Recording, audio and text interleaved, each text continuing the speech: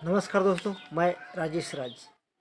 दोस्तों, आज मैं आप लोगों को एक ऐसी घटना की तरफ ले जा रहा हूँ जहाँ पर एक तरफ जो है हमारे देश में शादियों को लेकर 7 जन्म निभाने की कस्में करते हैं लोग, और अग्नि के सामने 7 फेरे लेते हैं कि हम पति पत्नी के रिश्ते को 7 जन्मों तक निभाएंगे। लेकिन वहीं पर आखिर ये जो कस्में होती हैं, रस्में होती हैं, कितने दिन तक चलती हैं इसका कोई पता नहीं है। आज हम आपको ऐसी घटना से वाकिफ़ कराने जा रहे हैं। ये घटना इसी फरवरी की है और इसी महीने में एक लड़की की और एक लड़की की शादी होती है। दोनों बाकायदा फेरे लेते हैं और 7 जन्मों की कस्में निभाते हैं, 7 जीने मरने की। लेकिन ये लोग महज 7 दिन भी नहीं चल पाते और बीच में ही दोनों की लाइफ में कुछ ऐसा मोड़ आता है कि लड़की की ज़िंदगी बर्बाद हो जाती है। तो पूरी वीडियो देखने के लिए जुड़े रहे हमारे साथ। साथियों, ये पूरा मामला जो है जालौन उरई का बताया जा रहा है, जहां पर लड़की की शादी 3 फरवरी 2024 को हुई थी और लड़के का नाम विजय था। और ये महोदय इंजीनियर थे, यानी कि विजय इंजीनियर थे जिनकी शादी हुई थी। और इन्होंने शादी के दौरान पंडित के द्वारा जो कस्में दिलाई जाती वो सभी कस्में दिलाई थी कि हम आपको सुखी रखेंगे, 7 जन्मों तक आपका साथ निभाएंगे। लेकिन ये 7 वचन 7 दिन भी नहीं चल पाए। घटना है 3 फरवरी को बारात आई थी और 4 फरवरी को लड़की के घर वालों ने राजी खुशी से लड़की को विदा किया। आपको बता दें कि लड़की के माता पिता की डेथ बचपन में हो चुकी थी, यानी कि उसके माता पिता नहीं थे। उसका पालन पोषण उसके भाई ने किया था और बड़े ही अच्छी तरीके से भाई ने अपनी बहन की शादी किया। लेकिन होता क्या है, जो इंजीनियर महोदय थे विजय, इनकी उम्र 35 वर्ष बताई जा रही है और लड़की की उम्र भी 35 वर्ष थी और ये इंजीनियर थे। उनको अपने ऊपर डाउट था, हो सकता है कि कॉन्फिडेंस नहीं था उनके ऊपर। उन्होंने अपने दोस्तों से सलाह लिया सुहागरात मनाने के लिए, कैसे सुहागरात मनाएं। तो उनके दोस्तों ने कुछ शक्तिवर्धक कैप्सूल खाने की सलाह दी और इस प्रकार जो है इंजीनियर महोदय शक्तिवर्धक कैप्सूल खा के अपनी पत्नी के साथ दोस्तों की सलाह पर सुहागरात मनाने के लिए जाते हैं। लेकिन होता क्या है, जैसा कि मैंने आपको बताया कि दूल्हे की उम्र 35 वर्ष बताई जा रही है और लड़की की भी उम्र 35 वर्ष ही थी, दुल्हन की भी उम्र 35 वर्ष थी।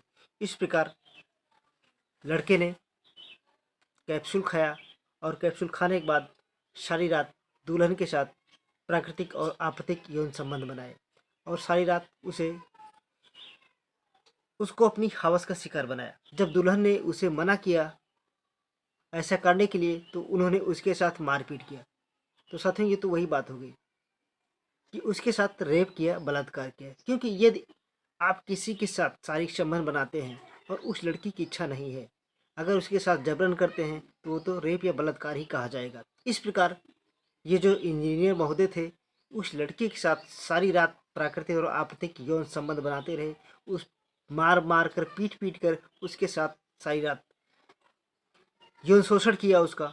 और इस प्रकार जो है, क्योंकि लड़की की शादी हुई थी और वो अपने पति को मना भी नहीं कर सकती थी, उसको सुहागरात थी, अगर मना करती थी तो लड़का उसको मारता था। इस प्रकार जो है लड़की की हालत ज़्यादा ख़राब हो गई, उसे उल्टी पल्टी वगैरह होने लगी। इस प्रकार जो है लोकल झोल साहब डॉक्टर को बुलाकर लड़के ने, जब उसने बताया कि मेरी तबीयत ठीक नहीं है, तो लड़के ने जो है लाया और डॉक्टर से टिकिया उकिया ला के दिया, लेकिन उसका कुछ सुधार नहीं हुआ। उसके बाद होता क्या है, दूसरी रात फिर शक्तिवर्धक कैप्सूल खा के इंजीनियर महोदय पहुंचते हैं और सारी रात फिर उसी प्रकार लड़की के साथ उसका उत्पीड़न करते हैं, उसके साथ घिनौना कृत करते हैं, प्राकृतिक और आपत्तिक यौन संबंध बनाते हैं। इस प्रकार जो है लड़की की हालत और ज़्यादा गंभीर हो जाती है। तीसरे दिन लड़की अपनी जेठानी से बताती है, क्योंकि उसकी उल्टियाँ बंद नहीं हो रही थी, उसकी हालत बिगड़ती जा रही थी। उसने बताया कि मेरी तबीयत ख़राब है। इस प्रकार जो है उसकी जेठानी जो थी उसने लड़की को, भाई को फ़ोन किया कि तुम्हारी बहन की तबीयत ज़्यादा ख़राब है, कुछ समझ में नहीं आ रहा है। इस प्रकार जो है लड़की का भाई जाता है और लड़की को लेकर आता है, देखता है तो उसकी तबीयत ख़राब हुई। लड़की वाले घर वाले भी, लड़की घर वाले सोच रहे थे कि अभी तो शादी हुई 2 दिन पहले, इतनी जल्दी आखिर अचानक कैसे हो गया कि लड़की की हालत इतनी ख़राब हो गई। तो उसके बाद उसका भाई लाता है और कानपुर के एक प्राइवेट अस्पताल में उसे एडमिट करवाता है। जिस प्राइवेट अस्पताल में एडमिट करवाता है, लड़की की हालत दिन बर दिन बिगड़ती जा रही थी। इस प्रकार जो है, लड़की की भाभी ने जब उस लड़की से पूछा कि आखिर ऐसा क्या हुआ कि तुम्हारी तबीयत इतनी खराब गई, तो उस लड़की ने अपनी भाभी से पूरी आपबीती बताई। उसके पति ने उसके साथ शक्तिवर्धक कैप्सूल खाकर किस प्रकार उसके साथ हैवानियत किया और सारी रात उसके जिस्म को लूटता रहा। इस प्रकार उसकी हालत ज़्यादा खराब हो गई। 2 दिन तक ये कार्यक्रम चलता रहा, जिसके चलते उसकी हालत और ख़राब हो गई। अगर ये लोग उसका उसी टाइम सही डॉक्टर को दिखाते, इलाज कराते, तो हो सकता है कि वो लड़की आज जिंदा होती। लेकिन ऐसा लड़के के घर वालों ने कुछ नहीं सोचा।